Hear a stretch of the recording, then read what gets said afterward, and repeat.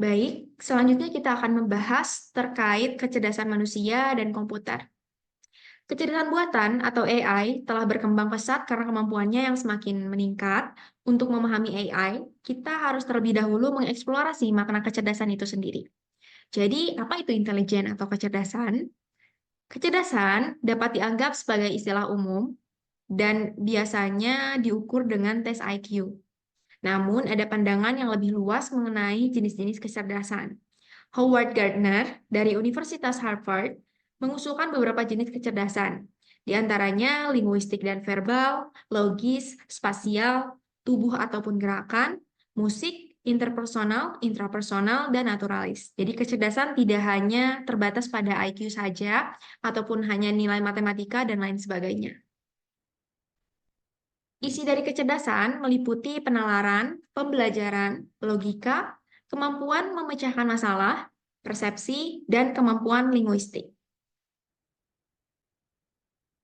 Selanjutnya, kemampuan kecerdasan meliputi beberapa hal sebagai berikut. Yang pertama, belajar atau memahami dari pengalaman, memahami pesan dan informasi yang ambigu, tidak lengkap atau bahkan kontradiktif.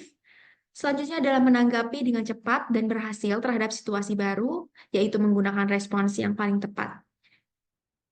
Lalu memahami dan menyimpulkan dengan cara yang rasional, memecahkan masalah, dan mengarahkan perilaku secara efektif. Menerapkan pengetahuan untuk memanipulasi lingkungan dan situasi, mengenali dan menilai kepentingan relatif dari berbagai elemen yang berbeda dalam suatu situasi. Nah, kita harus tahu seberapa cerdaskah AI.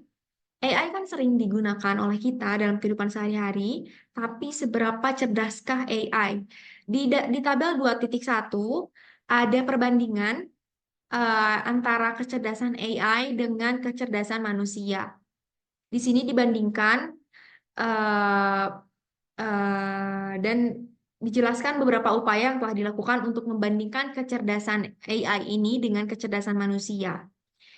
Di bagian area terlihat ada beberapa indikator dan ukuran untuk dijadikan sebagai pembanding antara AI dengan manusia. Seperti di atas, beberapa di antaranya ya, kita sebutkan dari yang atas itu adalah eksekusi. Di bagian eksekusi, bila kita berbicara tentang eksekusi, diketahui bahwa AI itu sangat cepat, tapi manusia itu bisa lambat. Di bagian emosi, AI tidak begitu memberikan emosi karena mereka tidak punya hati, tapi manusia itu bisa sangat positif, bisa memberikan emosi yang positif ataupun negatif. Kemudian untuk kecepatan, AI itu sangat cepat.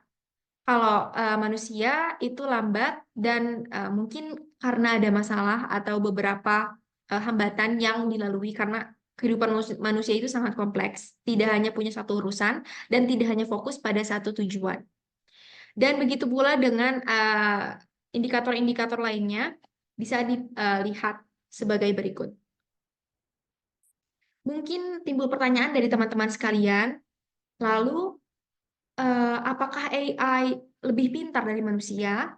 Jawabannya adalah tidak, karena kembali kepada definisi dari AI, AI itu adalah uh, meniru kecerdasan manusia ke dalam mesin. Jadi pada dasarnya AI itu hanya mengcopy aspek-aspek kecerdasan dari manusia, dan yang membuatnya terlihat lebih pintar adalah karena AI difokuskan pada bidang tertentu saja, sedangkan manusia itu memiliki banyak permasalahan kompleks yang mungkin menyebabkan manusia terlihat tidak lebih cerdas daripada AI. Padahal AI sendiri diciptakan dari adaptasi kecerdasan manusia ke dalam mesin. Nah, selanjutnya adalah pengukuran AI. Jadi, teman-teman sekalian, AI ini juga memiliki sistem pengukuran. Jadi, ada sistem untuk mengukur seberapa pintar atau seberapa cerdas si AI tersebut. Namanya adalah tes Turing. Tes Turing ini menentukan apakah sebuah komputer itu menunjukkan perilaku yang cerdas atau intelijen. Di sini ada apa namanya ada manusia penguji yang memberikan pertanyaan kepada dua pihak, di mana penguji itu tidak tahu mana yang manusia dan mana yang AI. Jadi jawabannya diserahkan secara anonim, kemudian nanti bisa diperiksa apakah si penguji itu bisa membedakan mana yang manusia dan mana yang robot. Jika penguji kesulitan untuk membedakan mana hasil atau mana jawaban dari AI dengan mana jawaban dari manusia, berarti komputer tersebut atau mesin tersebut menunjukkan perilaku intelijen. Kemudian selanjutnya adalah teknologi AI utama dan beberapa turunannya. Yang pertama adalah agen cerdas atau intelligent agent. IA ini adalah program pelangkat lunak komputer otonom yang relatif kecil yang mengamati dan bertindak berdasarkan perubahan di lingkungannya dengan menjalankan tugas-tugas tertentu secara otonom. Sempat kita singgung di pembahasan sebelumnya bahwa otonom di sini adalah tidak mendapatkan intervensi atau campur tangan dari manusia. Jadi memang si IA ini sudah melakukan keputusan atau membuat keputusan sendiri tanpa campur tangan manusia. Nah, selanjutnya adalah ada the major AI technologies. Di sini adalah bagan AI dengan berbagai teknologi. Ini ada AI dengan machine learning, kemudian bisa menghasilkan deep learning yang bersumber dari neural network, kemudian ke machine learning, kemudian menjadi AI. Lalu ada juga chatbot ke AI, kemudian chatbot juga bisa menciptakan robotics dan lain sebagainya. Di dalam AI ada beberapa komponen utama atau teknologi utama yang diterapkan. Di antaranya machine learning, di mana machine learning ini berkaitan dengan desain dan pengembangan algoritma yang memungkinkan komputer untuk belajar berdasarkan data yang berasal dari sensor, basis data, dan sumber-sumber lainnya. Kemudian yang kedua adalah deep learning. Deep learning ini menggunakan teknologi saraf tiruan dan memainkan peran utama dalam menangani aplikasi kompleks yang tidak dapat ditangani oleh pembelajaran mesin biasa dan teknologi AI lainnya. Machine learning dan deep learning juga akan dijelaskan di pembahasan-pembahasan selanjutnya. Kemudian adalah mesin dan visi komputer. Visi mesin mencakup teknologi dan metode yang digunakan untuk menyediakan inspeksi dan analisis otomatis berbasis pencitraan untuk aplikasi seperti pemandu robot, kontrol proses, kendaraan otonom, dan inspeksi. Visi komputer ini di bidang interdisipliner berhubungan dengan bagaimana komputer itu dapat dibuat untuk mendapatkan pemahaman tingkat tinggi dari gambar atau video digital. Dari perspektif teknik, bidang ini berusaha mengotomatisasi tugas-tugas yang dapat dilakukan oleh sistem visual manusia. Saat ini sebenarnya adaptasi visual di AI itu masih dikembangkan. Jika teman-teman familiar dengan ChatGPT terbaru itu mulai bisa memvisualisasikan gambar yang kita kirim, tetapi harus versi terbaru dan memang harus berlangganan. Tetapi ada juga AI yang dikembangkan oleh Google, namanya Gemini. Dia sudah bisa menginterpretasikan visual, meskipun hasilnya belum terlalu natural. Kemudian selanjutnya ada analisis video, di mana menerapkan teknik visi komputer pada video memungkinkan pengenalan pola, misalnya untuk mendeteksi penipuan.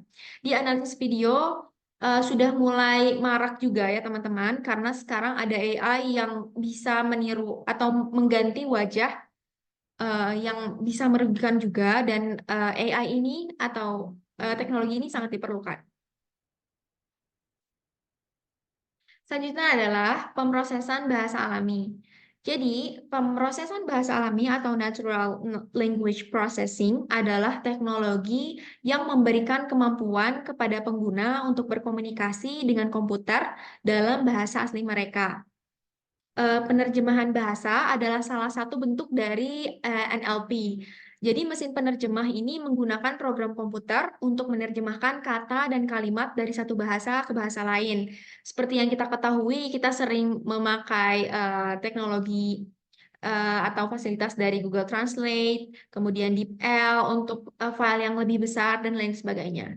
Pengetahuan dan sistem pakar dan rekomendasi dari NLP ini bersumber dari pengetahuan dan akuisisi untuk sistem cerdas, representasi pengetahuan dari berbagai bahasa, dan penalaran serta pengetahuan.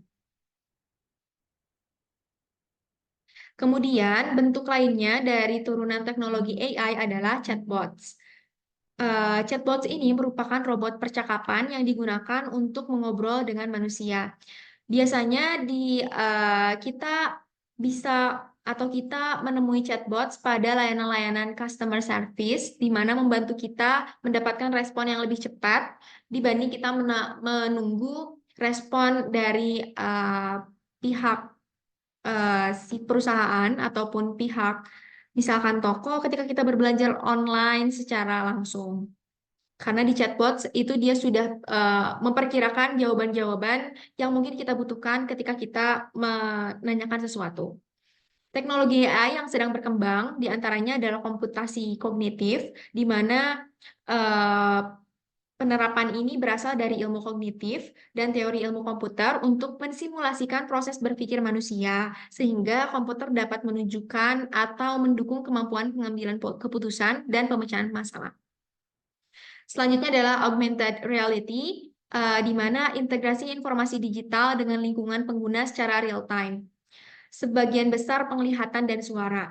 Nah, untuk augmented reality sebenarnya ini sedang marak digunakan juga di industri kosmetik, di mana kita bisa mencoba warna mana, misalkan di lipstick, warna mana yang cocok dengan ton kita. Ini buat ciwi-ciwi mungkin, atau mungkin juga laki-laki yang mencoba, itu juga tidak salah ya teman-teman. Kemudian ada juga augmented reality yang terbaru itu bisa melihat tekstur kulit dan lain sebagainya.